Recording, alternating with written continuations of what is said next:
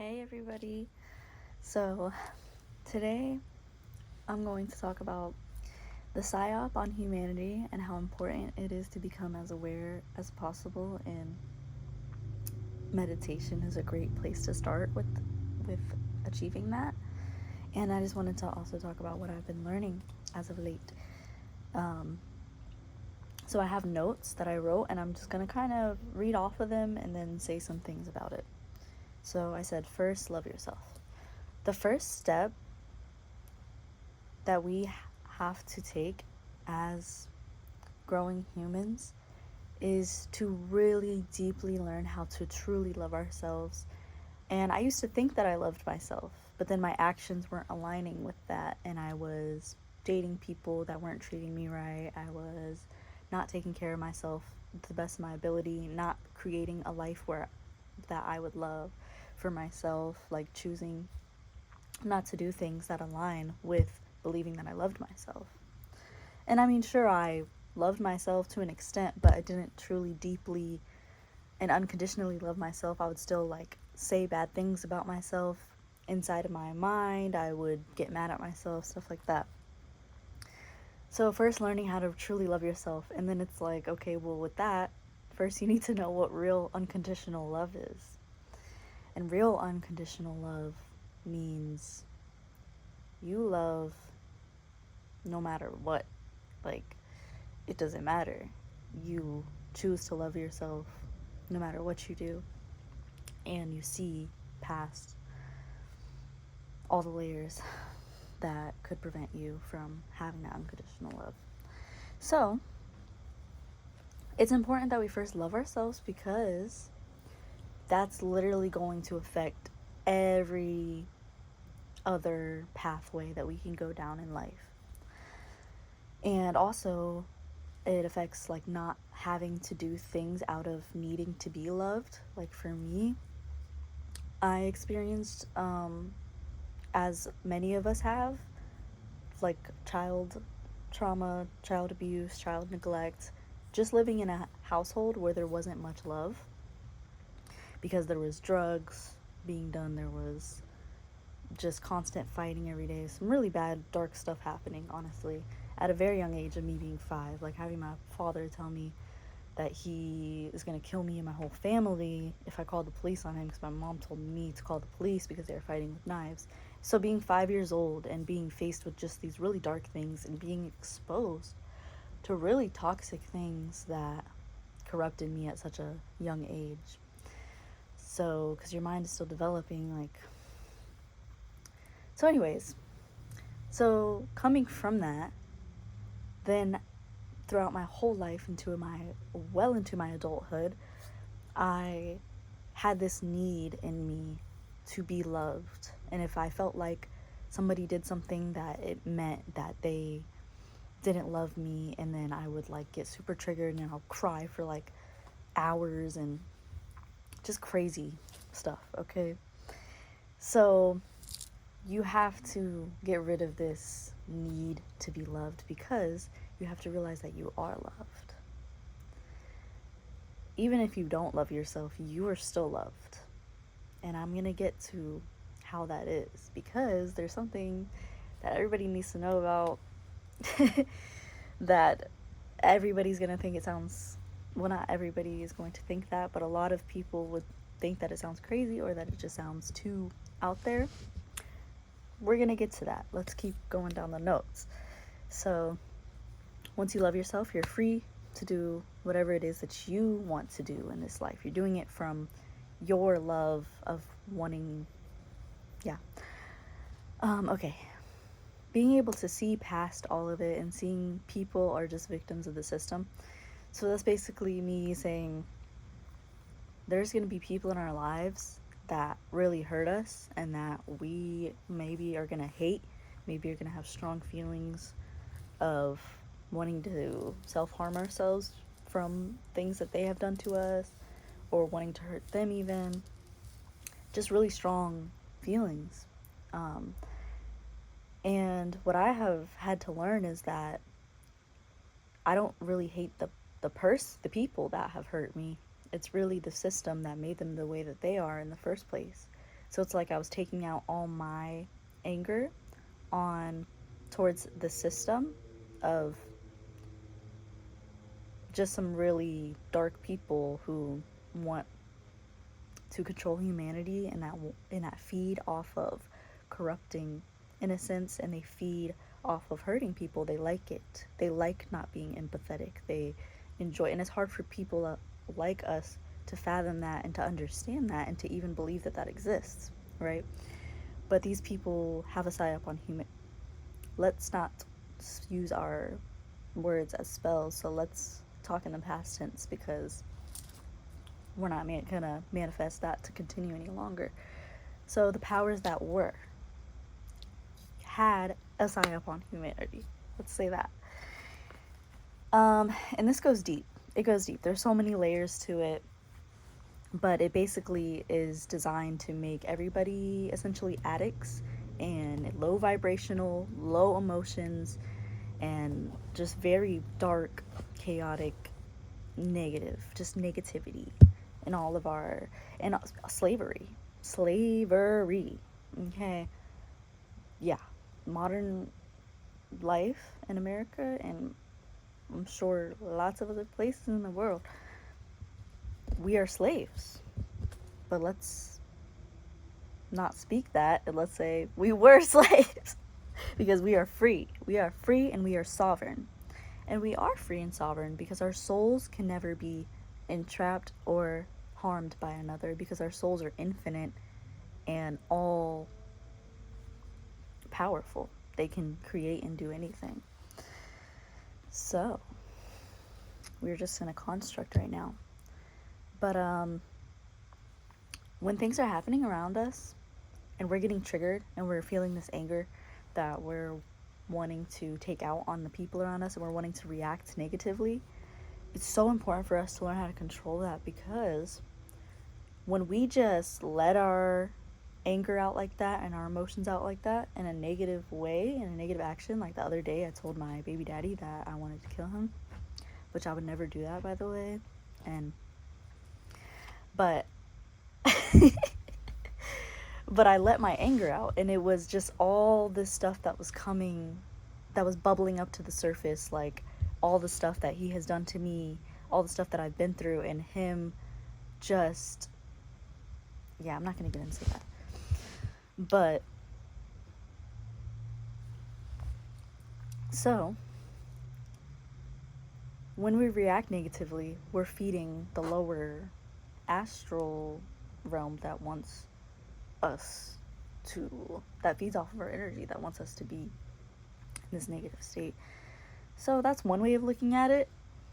If that's too spiritual for you, another way, which by the way, we are energetic beings, and when we all die, you're gonna see that. So whether you believe it or not, you're gonna remember who you are as a soul. And the other side is when we pass over, it's just unconditional love. It's just complete love. And some people, depending on what they believe before they die, they're gonna have to, because they're a creator, they're gonna create whatever they're believing temporarily. They're gonna have to have that temporary experience, but eventually everybody's going to go back to that other side of unconditional love and remember everything. So anyways, if you don't like that perspective, I will give you the perspective of, it's like no matter what perspective, because your thoughts and your energy and your emotions, when you're putting those out, those are real, that's real something coming out of you that is going to affect the reality around you. And so when you're emanating so much negativity like that, you're creating that negativity more in your life. So we have to really learn how to control that. Okay. So I was reflecting the other day about how my dad said that he's gonna adopt me this one time, and I was just a small kid, and I really believed that he was serious, that he was gonna give us up for adoption. And so we were driving, and he said that we were driving there right now for him to drop us off, and that he's never gonna see us again, and we're just gonna, and even though he did stuff like pick me up by my hair and throw me across the room, and I slam against the hardwood floor for not making my baby sister's bottle right. Even though he did stuff like that, I didn't want to be put up for adoption. I was like, my parents don't love me. Like, what's wrong with me? Was I a bad kid? Was I? So those emotions started coming up for me so much, just randomly, like while I was at work, and I literally started crying while I was at work, and I was trying to like get myself together. But anyways, so we have these really painful emotions and memories and traumatic experiences that we've been through. And it's important for us to really meditate on these and give our younger past selves love. And that's going to actually help your present self, because there is an inner child in all of us. And so just like telling my inner child, like, girl, you are loved. Like, I know you feel so alone right now and in so much pain, and like your parents who are supposed to protect you and love you, you feel like you're not loved right now. But you have to also understand that their parents couldn't love them the way that they needed to be loved. And so therefore, now they don't know how to love properly. But you love yourself, and you're going to change everything. You're going to love your child. You're going to love everybody around you in the world. You're going to love any child that comes in, that you interact with in this world. You're going to spread love, and you're going to be love, because you are love. So anyways, I was convinced that I was bad my whole life. And that's what part of the psyop, I believe, does to us. It wants us to believe that something's wrong with us, that we're bad. So I was believing that I was bad. And then I remembered times where like I would pick up worms out of puddles because I wouldn't want them to drown as a kid. Or the time when there was a little baby mouse stuck on a sticky trap and I took it off of the sticky trap. It was really hard to get it off, but I wasn't even worried about the mouse biting me. I wasn't worried about getting a disease from touching the mouse. I needed that mouse to be free because it was struggling trying to get off, and it was suffering and it was crying. And so my parents were going to kill it, and I was like, hell no. So I ran down the street and I got it off, and it hurt its little leg a little bit to get it off, but it got off and it was okay. And it was kind of like limping. And funny parts of the story, actually, a lady was walking her dog and she saw the mouse like literally as I just set it free, and I was kind of watching it like, oh, it's so cute. It like went up to a little puddle of water and it was like watching its little hands and its little body, and then there was like a little french fry and it started like a little bit nibbling on the ground. Anyways, so then this woman's walking her dog and she literally sees the mouse and goes, ah, and starts thumping her foot all on the ground to try to kill the mouse. And that mouse, ooh, bro, God was on the side of that mouse that day, because that mouse said yeet, yeet, yeet, and that mouse dodged literally every single of her trying to stomp. It was amazing to see. It was like, oh my God, it was crazy. Anyways, so remembering moments that I've had like these, and even if you haven't done things like that, there's still things that you probably don't remember that isn't in your present consciousness, that you can meditate and these memories can come back and you can be like, wait, I'm good. No matter what I did, no matter at the core, we're good. And we are love. And this system has corrupted us to make us maybe do some bad shit sometimes. But you shouldn't make that not love yourself. Because you have to understand that it's not your fault. I'm a Goodwill Hunting your ass right now. It's not your fault. No, you're not listening. Listen, it's not your fault. Okay, so now, make sure this is still recording. Yes, okay. So there's things like being a people pleaser, the conditioning that society puts on some of us to become people pleasers, to have a lack of confidence, basically just be submissive and just conform and work for other people. Um, there's all different types of conditioning that I've had to become aware of and clear for myself, and now I'm here to help you do the same. Okay, so when I got pregnant, I almost got an abortion because I thought that my daughter would kill herself when she got older. And I had to meditate and really figure out what felt right to me to get the abortion or not. Because also you have to understand, her dad is literally, I'll say was, I guess, a pretty good reflection of my dad. So very abusive, toxic, just no empathy, very disrespectful to women. And so I just thought, like, that, putting that into consideration, oof, I was down bad, guys. But I meditated, and I literally, like, pleaded to God, whatever. I don't believe in the distorted God that Christianity wants everybody to fucking worship. Fuck that one. But I will say, God, I don't even like using the word God, but if you want to call it God, God is love. God is love, intelligent love that created all of us, that we are going to return to and be and to. Anyways, so, and God is also you and me and all of us. God is the infinite life energy that is everybody around us. So let's do this. What was I talking about? Oh yeah, I was pregnant and I was trying to figure out, do I need to get an abortion or not? Her dad, like, literally was begging me to get an abortion, even said that he wanted to push me down the stairs so that I would miscarry. Like, literally, he made an appointment, or he called the clinic and, like, put the phone up to my face and was, like, trying to make me set an appointment. And I did set an appointment, and I had an appointment set, and I was about to go. I was, like, this close to going, but something in me just felt like, no, I know that this is not what I want to do. And so I pleaded to God, and I said, please, like, tell me what to do. Tell me what the right thing is to do, because I don't know what to do. I have no idea what to do, and I need help. Like, I don't know what to do. Tell me what to do. And then I turned on the radio, and a song came on, and it was literally, like, holy angel voices. It was a choir. I think it was called, like, the Kingsmen Choir or something.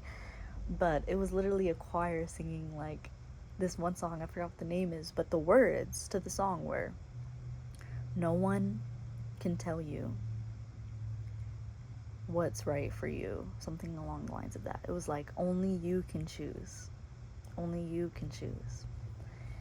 Holy shit. When I heard that, I was like, that was definitely the universe communicating to me. And so I was like, okay, you're right. I have to be the one to choose. So I have to go within myself. So I went within myself and meditated near a tree. And I came to the conclusion. I was like, after so much crying and so much freaking out, I was like, I'm going to do what I want to do and what's right in my heart. And my heart says, I want to keep her.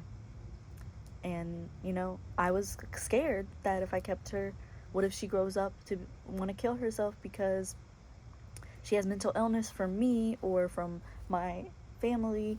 Or what if she just hates how the world is because the world is so bad? Or, like, what if she just wishes she was never born? Or what if I'm not a good enough mom and my mental illness makes me not be able to raise her right, and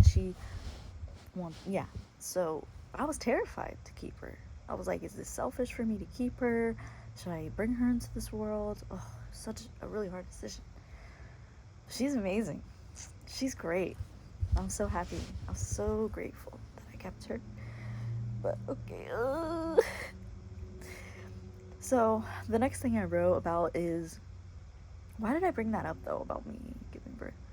I don't know. But I just wrote all this stuff in my notes, and I was like, okay, I want to make a YouTube video about this stuff. But then I feel like, am I just being a narcissist by talking about myself? But I feel like, I know that that's not my heart's intentions. I feel like I'm just sharing what came to me and felt like I wanted to share. But okay, the next thing I wrote down is to honor every person in your presence at all times and view them as the sacred itself, as God herself in disguise, playing and acting in a beautiful cosmic play, the best piece of art ever made, creation itself.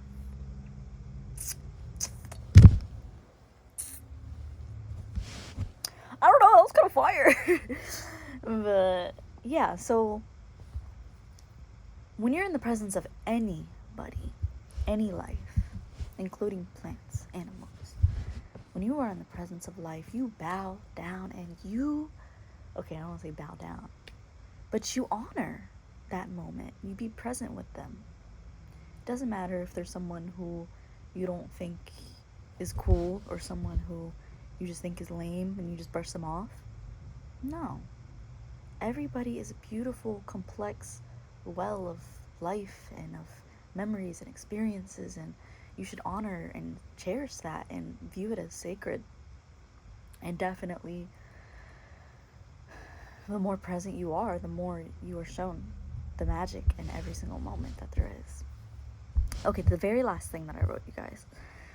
Embodying unconditional love that does not judge. Love can make the impossible possible. Love can do anything. Believe in love. Spread it to everyone around you. When you start being a fearless goddess of love, you notice that sense of need you used to have so often, so intensely, is gone. I used to feel like I need someone to sleep next to me, that I needed a relationship, I need a friend right now. But when you show up for yourself and you really meditate, like go inside yourself, truly, it truly nourishes excuse me, your soul in a way that erases all the neediness. You have it all because love is what you've been searching for and wanting this whole time. And surprise, surprise, you are love itself. Okay, let me stop making those faces like I'm like, yeah. But anyways, okay, one last thing I'm gonna say. I'm going to wrap it up with the thing that I brought up earlier when I was like, we're going to get back to that. I put a pin in that. Yeah, I remember because ever since I started meditating, my memory is getting better and better because part of this psyop that the powers that had on humanity is that they want to fuck with our memory. Because if we keep forgetting stuff, we're going to be like, yeah, let's protest, da da da. And the next day we're gonna be like, wait, where were we? Oh yeah, I gotta go to work. I gotta da da da. Memory. We gotta work on our memories. Okay, so the thing that I was gonna talk about was, and I kind of a little bit brushed on it, but was the other side. Everybody needs to be aware that there is another side when we die, and everybody goes to. So this is, yes, I did bring this up, but I'm about to go into it a little deeper. So this other side can be accessed by everybody right now if they achieve having an outer body experience, which can be achieved multiple different ways. One way, if you get sleep paralysis, there's nothing to be scared of, because I know you'll see like some shadow people and you feel scared of it. Literally just tell them you have no dominion over me, and they will move out your way because they literally can't touch your soul. Because when you get out of your body, you are now in your soul form. And so once you're on that other side, you will literally realize and remember everything, and then you will literally like realize that there's nothing for you to be scared of, that death is an illusion, and but there's a reason that you chose to come here though, and that's why so much meditation and like doing these outer body experiences, it can help us to stay on track and to remember what we want to do in this life. And a lot of what we want to do has to do with spreading love and helping people, because once you're on the other side, you will feel the regret of not showing as much love as you could have showed, because then you see how beautiful everybody is and how precious and innocent they are and how none of it is their fault, and you're just like, ah. So there's a reason that we want to be here, okay? Just because the other side is great and everything, it can wait. It's there for eternity. We are infinite souls. We can go back to that when our work here is done. But for right now, let's enjoy this precious moment that we call life on Earth and learn everything that we came here to learn and love those around us. So thank you so much if you watched this. Oh my god, if you watched this whole thing, that would be wild. That would be like, oh my god, that would be so much to me. But thank you for, and I hope you guys have a beautiful, wonderful rest of your day. Love you. Take care.